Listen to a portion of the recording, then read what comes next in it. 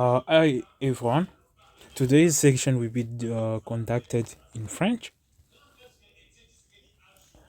Ok, je parlais qu'aujourd'hui la conversation sera en français. Ok, c'est ce que tu vois là-bas. Um, Ça c'est un exemple. Je voulais te donner un exemple. Quand tu as un tank, tu dois stocker l'eau à l'intérieur d'un conteneur. Ok, tu sors de l'eau à l'intérieur d'un conteneur et tu veux utiliser l'eau quelque part. Tu vois, par exemple, tu vas utiliser ça dans la maison, dans le garden ou dans la cuisine. Ce que tu fais, c'est que tu as le choix. Soit tu mets les pompes, water pump à l'intérieur du tank, ou soit tu mets ça à l'extérieur. Bon, ça c'est l'exemple quand tu mets les pompes à l'intérieur. Je vais te donner un autre exemple là où les pompes seraient à l'extérieur. So, tu vas envoyer le PWM signal pour contrôler ces moteurs aussi. Et ton tank sera là. So, ça va commencer à push l'eau out from here.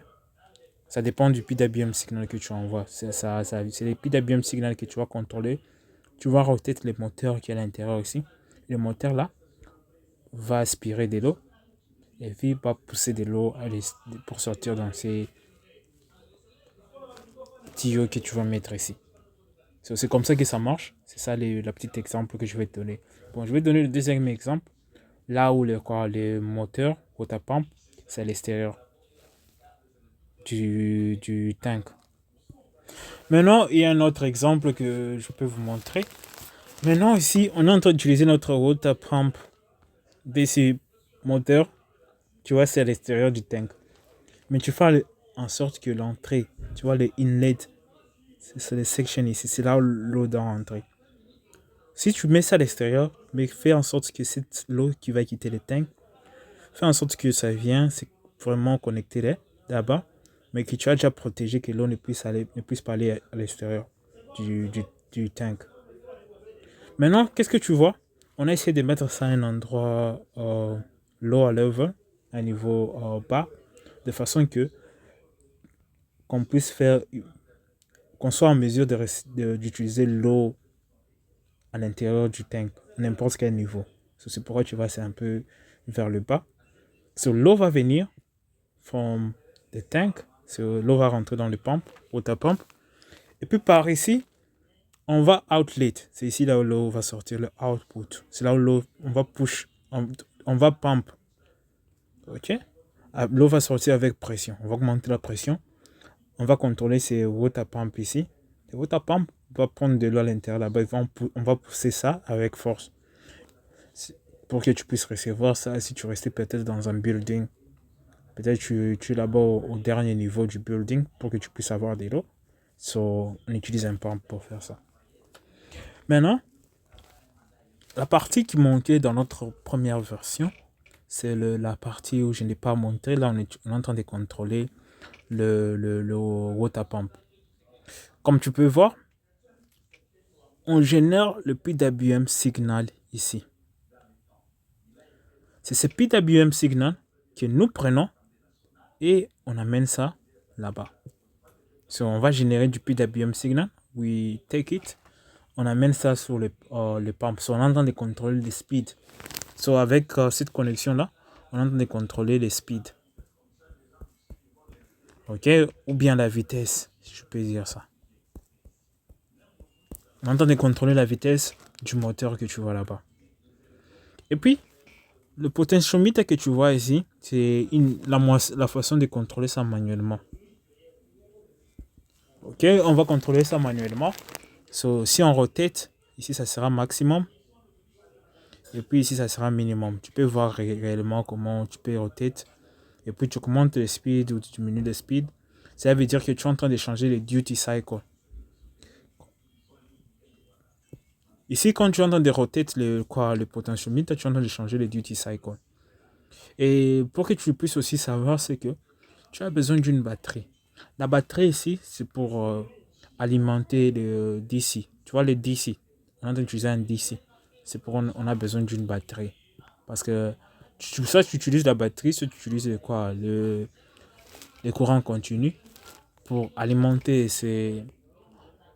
waterproof pump. Or, et aussi pour alimenter aussi les PWM contrôle. Parce qu'ici à l'intérieur, tu as le 555 timer. Tu as le NE.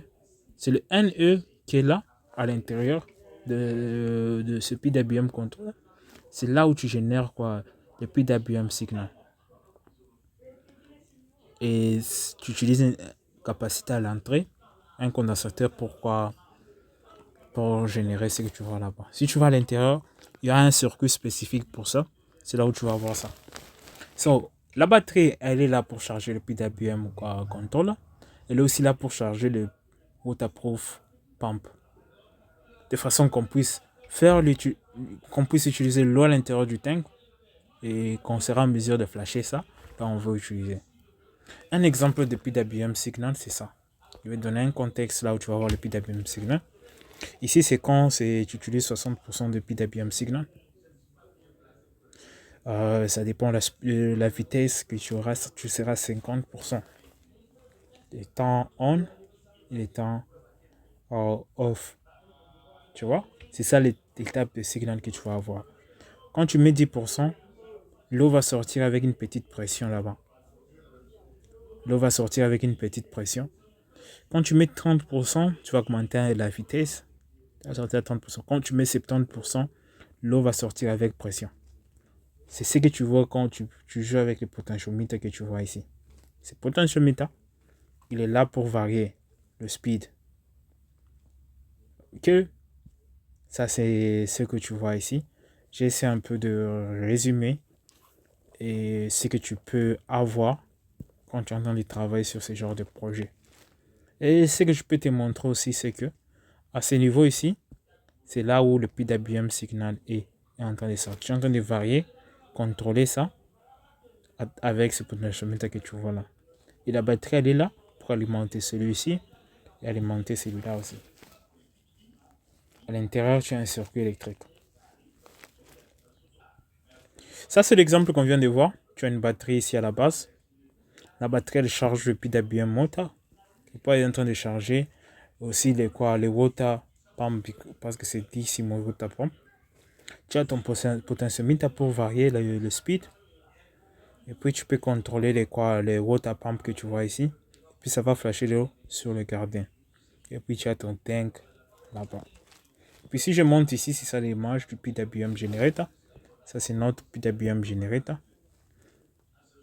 C'est un electronic module que tu peux trouver. Et il te donne directement le PWM signal. Et quelque part ici, il y a tous les components que tu as besoin. Il y a même les 3.5 times somewhere là-bas. C'est lui qui génère le PWM signal. So, c'est celui-ci qu'on a utilisé quelque part là-bas. On peut voir les capaciteurs. Ça, c'est pour protéger ça. Et ça, c'est le potentiometer pour varier les speeds. Ou bien pour varier la vitesse.